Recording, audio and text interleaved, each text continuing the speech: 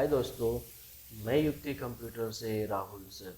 और आज मैं आपके लिए एक वीडियो लेके आया हूँ स्टॉक मैनेजमेंट का। ये स्टॉक मैनेजमेंट जो पिछला वीडियो है उससे थोड़ा सा अलग है। ये एडवांस लेवल का है। इसके अंदर हम देखने वाले हैं कि हम किस तरह से पुराने स्टॉक को इसके अंदर ऐड ऑन कर सकते हैं। क्योंकि पिछला वीडियो में सिंपल स्टॉक था कि आपका फर्स्ट जिसमें हम समझो जनवरी महीने में जितना मटेरियल आया, इतना सेल हुआ और एंड में कितना बचा। लेकिन इस स्टॉक में हम लोग देखने वाले हैं कि अगर मान के चलो कि हमने जनवरी में 10 क्वांटिटी लेके आई थी और उसमें से 4 बचा और अगली फरवरी में हमने फिर से नया ऑर्डर दे दिया है, तो अगर ये सारी चीज़ें उसके अंदर है तो हम किस तरह से पिछले महीने के स्टॉक को अगले महीने में कैरी फॉरवर्ड कर सकते हैं, इसके बारे में जानकारी इस वीडियो में दिए गए हैं। तो दोस्तों ये वीडियो पूरा देखिएगा और इसमें आपको बहुत ही काम के आपकी कंपनी में आप किस तरह से स्टॉक को मैनेज कर सकते हो, प्रीवियस मंथ के स्टॉक को किस तरह आगे कैरी फॉरवर्ड कर सकते हो, उसके बारे में जानकारी दी गई है। तो आपका स्वागत है मेरे यूट्यूब चैनल में और हम शुरुआत करते हैं वीडियो को। और इसके लिए मैंने कुछ शीट आप देखेंगे तो आपको यहाँ पे मैंने कुछ शीट ऑलरेडी एक शीट बना के रखी है, जिसके अंदर हमने serial number, name of product, quantity, unit, rate और अमाउंट, यानी ये हमारा परचेस का साइड है। तो परचेस के साइड दिखाने के लिए मैं यहाँ पे एक और रो ऐड कर लेता हूँ और इस रो के अंदर मैंने इतना साइड शो कर दिया, परचेस का साइड। तो ये हमारा परचेस का साइड हो गया और ये हमारा सेल का साइड हो गया। ये हमारा सेल का साइड हो गया। ये हमारा सेल के साइड में हमने रिकॉर्ड दिखा दिया।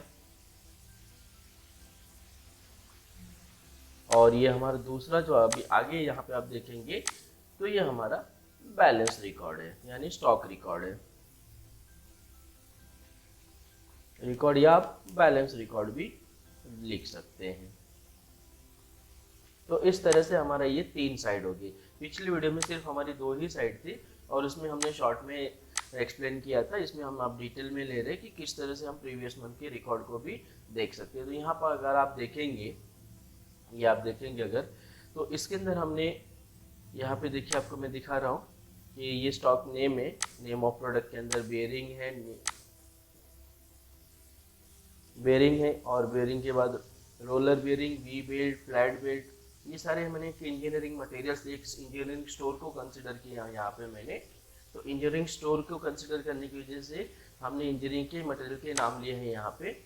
और आप यहाँ पे देखिए तो उनकी क्वांटिटीज़ दी, परचेस क्वांटिटी है और उनके ये यूनिट है एंड देन उनका ये रेट है और ये उनका फाइनल अमाउंट है। ये हमारा परचेस की साइड है। आप ये पूरा परचेस की साइड देख सकते हैं। अब आ जाते हैं हम सेल की साइड में।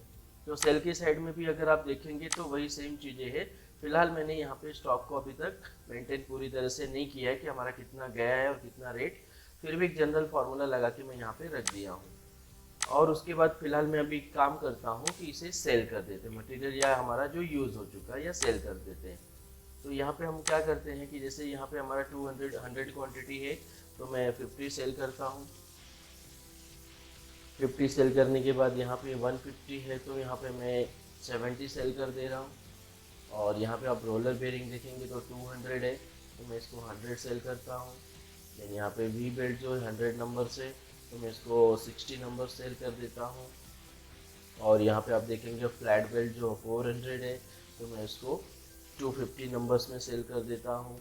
स्पर गियर अगर आप देखेंगे यहाँ पे स्पर गियर का 200 क्वांटिटी दिखा रहा है तो 190 क्वांटिटी में सेल कर देता हूँ। बीवेल गियर का आप 100 देखेंगे 95 सेल कर देता हूँ मैं।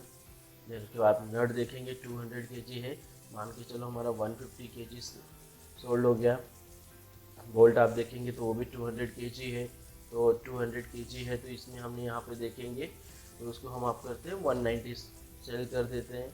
और स्क्रू जो देख रहे हैं आप तो ये स्क्रू का भी सेम वही है, 100 kg है, इसको मैं 95 kg सेल कर देता हूँ।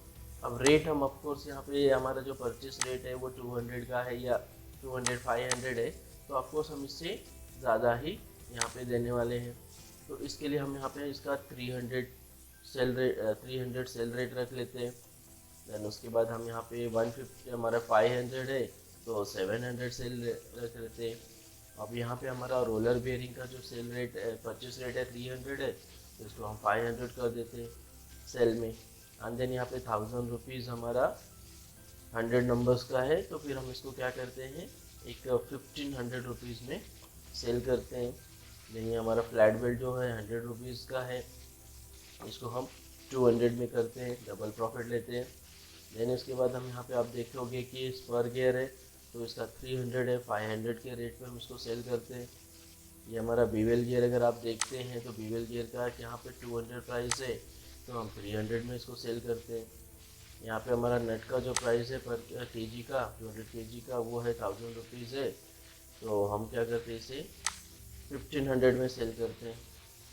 और यहाँ पे आप देखेंगे बोल्ट का दिया है 400 तो 500 में करते हैं सेल, और ये दिया 1000 तो इसको 1500 में सेल करते हैं। तो ऑलरेडी मैं यहाँ पे प्रोडक्ट का फार्मूला लगा चुका था तो ये बाय डिफ़ॉल्ट यहाँ पे आ चुका है। अब हम क्या करते हैं कि बैलेंस क्वांटिटी देख लेते हैं। तो हमारा बैलेंस क्वांटिटी कितना होगा, तो हमने जो परचेज़ किया था और हमने जो सेल किया है उन दोनों का इसमें एडिशन कर देते हैं, सब्ट्रैक्शन हो जाएगा ये। तो हमारा परचेस क्वांटिटी 100 है माइनस 50 क्वांटिटी सेल क्वांटिटी, और आप देखेंगे यहाँ पे हमारे पास सेल बचा हुआ है। अब हम देखेंगे कि यहाँ पे हमारा ओल्ड बैलेंस क्वांटिटी दिखा रहे क्या है, ओल्ड बैलेंस, ये ब्लैंक है। अब उसके लिए मुझे क्या करना होगा, ऑलरेडी मेरा जो पिछले मंथ की एंट्री है मैं यहाँ पे सिर्फ इक्वल टू प्रेस करूँगा और ये मेरा पिछले मंथ की एंट्री है। तो ये हमारा पिछले मंथ का, ये नवंबर मंथ का आप देखते हैं, सॉरी यहाँ पे मैंने दिसंबर मंथ ही रखा है, उसे चेंज करना होगा मुझे। तो मैं यहाँ पे क्या करता हूँ, पहले इसका नवंबर तो दिसंबर को नवंबर कर देता हूँ क्योंकि यहाँ पे वो मिस्टेक था।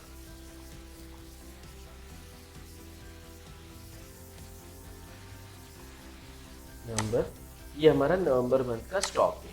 तो अब ये नवंबर मंथ का स्टॉक मुझे कैरी करना है दिसंबर मंथ में ताकि हम उसको दिखा सके। तो सिर्फ आप यहाँ पे क्या करिए, इक्वल टू प्रेस करिए और नवंबर मंथ के बैलेंस क्वांटिटी पे क्लिक करके एंटर प्रेस कर देंगे।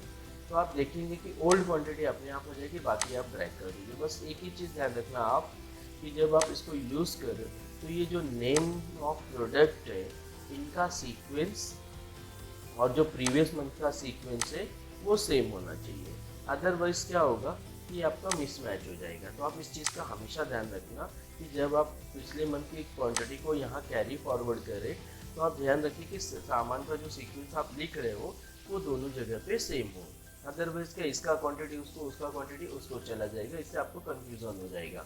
तो ये हमारा हो गया किसके बारे में कि हम किस तरह से आप यहाँ पे कर सकते हैं, तो बैलेंस कर सकते हैं क्वांटिटी को। तो यहाँ पे आप देखिए अब मैं क्या कर रहा हूँ, इक्वल टू, अब मुझे फाइनल कितना बैलेंस है मेरा ये शॉर्ट आउट करना है। तो मैं क्या करूँगा, इसे इक्वल टू प्रेस करते हुए आप चाहे तो सम का भी फार्मूला यूज़ करो या आप यहाँ से देखिए ऑटो सम लिखा वो भी यूज़ कर सकते हैं। फिलहाल तो मैं सिंपल, ज़्यादा क्वांटिटी नहीं है इसीलिए directly balance quantity current month plus balance quantity of previous month इनको ऐड कर दिया। टोटल इस वक्त हमारे पास जो बैलेंस है वो है हमारा फाइनल बैलेंस क्वांटिटी जो हमारा है वो ये है। तो इस तरह से आप देख सकते हैं कि इस वक्त हमारे पास जो बेयरिंग है उसकी टोटल क्वांटिटी है 140 रुपीज़ है। कितनी है, 140 रुपीज़, सॉरी 140 रुपीज़ नहीं, सॉरी उसके लिए आप 140 नंबर है, कितना है 140। तो ये आप देखेंगे यहाँ पे 140 क्वांटिटी बेयरिंग का है। नीडल टेल का जो नीडल बेयरिंग है उसका जो है 210 क्वांटिटी है। तो इस तरह से हमारा क्या हो गया बैलेंस। अब आप इजीली आप दिखा सकते हो कि हाँ भाई ये देखिए ये आपका पुराना रिकॉर्ड है और ये आपका करंट बैलेंस है और टोटल हमारे पास जो भी सामान हमारे स्टोर में या जो हम बेच रहे वो इतना हमारे पास बचा हुआ है। अब इसमें एक और जो हम पिछले इस वीडियो में फॉर्मूला लगाए थे कि हमें एक मिनिमम मार्जिन सेट करनी है। मिनिमम मार्जिन सेट करने से क्या होगा कि आप देखोगे कि जैसे उस मार्जिन पे आएगा, क्योंकि आपको क्या होता है कि एक पर्टिकुलर स्टॉक आपको हमेशा आपके स्टोर में या आपके शॉप में मेंटेन रखना होता है, उसके बिलो आने से पहले ही आप उसे ऑर्डर दे दो ताकि वो बैलेंस हमेशा रहे, ताकि कोई कस्टमर आए तो वो रिटर्न ना जाए। तो इसलिए फिर हम क्या करते हैं कि इसमें एक छोटा सा ऑटोमेटिक का फॉर्मूला लगा देते हैं कंडीशनल फॉर्मेटिंग यूज़ करके, जिसके थ्रू क्या होगा कि आपका ये जो कंडीशनल फॉर्मेटिंग का फॉर्मूला है उससे ये यहाँ पे आपको सिग्नल दे देगा, मतलब कि कलर चेंज हो जाएगा कि हाँ अभी हमारा टाइम आ गया, इसको परचेस करो, अदरवाइज आपका ये मिनिमम क्वांटिटी से नीचे आ जाएगा। तो मान के चलते कि मैं मिनिमम क्वांटिटी 50 रखता हूँ, या 50 या 60 पकड़ लो आप, तो 60 जो रहेगा अगर उसके नीचे आता है तो इमीडिएटली उस मटेरियल को आपको ऑर्डर प्लेस करना है कि ये काम हो चुका है, इसको इमीडिएटली आपको लेके आना है। तो एकदम सिंपल फार्मूला जो हमने कई बार यूज़ किया है वो इफ का फार्मूला है। और मैंने ब्रैकेट ओपन किया, ब्रैकेट ओपन करने के बाद जो हमारी फाइनल बैलेंस क्वांटिटी उस पर लिया, ग्रेटर या इक्वल टू में 50 लेता है, 50 का रखता हूँ मैं, ग्रेट 50 रखता हूँ।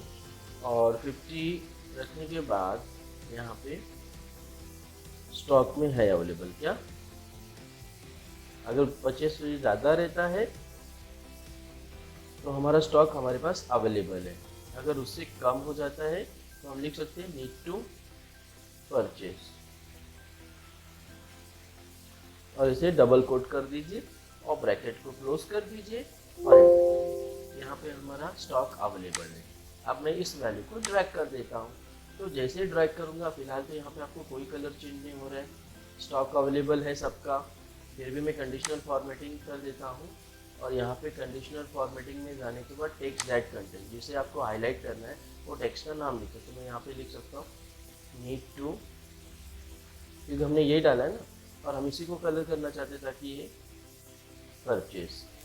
इस कंडीशनल फॉर्मेटिंग में मैं एक आपको अलग वीडियो बनाऊंगा जिसके अंदर इसमें आपको सारी वर्ड्स के बारे में बताऊंगा कि आखिर एक्चुअली इनका यूजेस क्या है।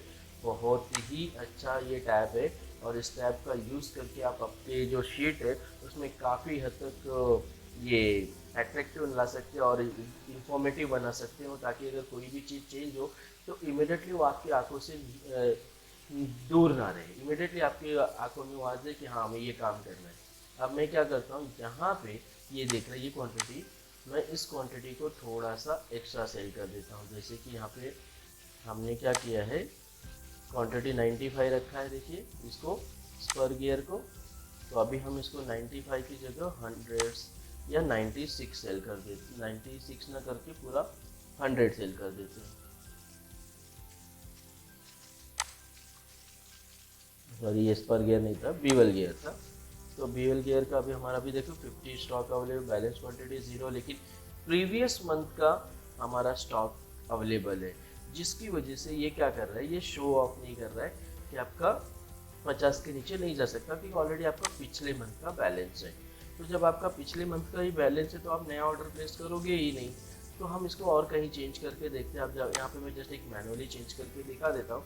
फाइनल बैलेंस क्वांटिटी आपका यहाँ पे मैं 49 कर देता हूँ। देखिए आप क्या होगा, यहाँ पे जैसे आप 49 करेंगे यहाँ पे, तो यहाँ नीड टू परचेस, अब देखिए यहाँ पे ये हुआ नहीं, हमारा क्वांटिटी नीड टू परचेस आया पर ये कलर नहीं हुआ। उसका रीज़न क्या है, तो उसका रीज़न है कि वहाँ पे मैं जब लिख रहा था तब मैंने नीड टू परचेस के बीच में स्पेस दिया था और यहाँ पे वो स्पेस अवेलेबल नहीं था।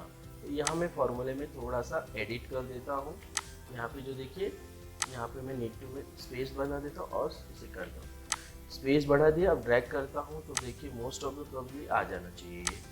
फिर भी कुछ गड़बड़ है तो यहाँ पे मुझे मेरा फॉर्मेटिंग देखना होगा कि मैंने यहाँ पे क्या पुटअप किया था। टेक्स्ट दैट कंटेन, देखिए शायद हमारा फॉर्मूले में गड़बड़ था, देखिए आ चुका ये नीड टू, यानी हमारा स्पेसिंग का इशू है।